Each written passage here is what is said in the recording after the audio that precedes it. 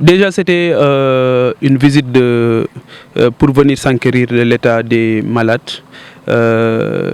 des blessés, et aussi montrer toute notre compassion à l'endroit de toutes ces familles éplorées, et à l'endroit aussi de toutes ces familles aujourd'hui qui ont des personnes qui ont été durement touchés par cet accident d'une violence inouïe. Nous interpellons aujourd'hui les autorités de la République pour leur dire plus jamais ça. Je pense que c'est une situation qui est inadmissible, mais qui est extrêmement récurrente. C'est la récurrence qui nous fait peur.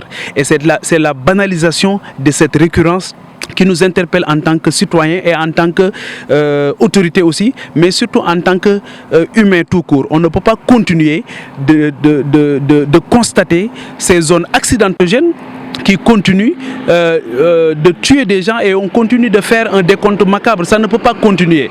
Il n'y a pas longtemps, dans cette même zone de Sikilo, il y avait un accident de cette même violence.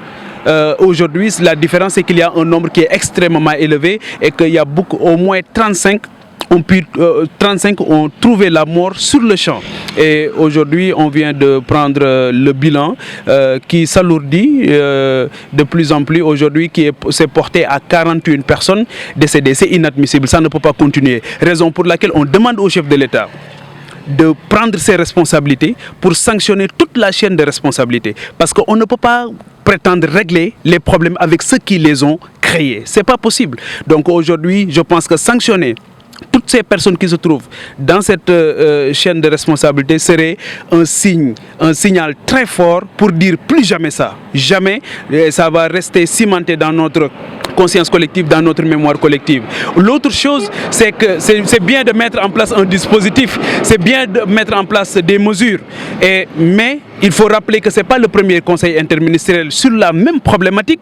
Donc aujourd'hui, l'enjeu, c'est l'évaluation du dispositif, l'évaluation des ressources humaines pour voir est-ce que les effets escomptés ont été au rendez-vous ou pas, mesurer les écarts et se réajuster aux besoins. Je pense qu'aujourd'hui, pour se développer, il faut un capital humain de qualité. On ne peut pas prétendre avoir un capital humain de qualité en continuant de faire un décompte macabre sur des choses, je pense, qui peuvent être évitées.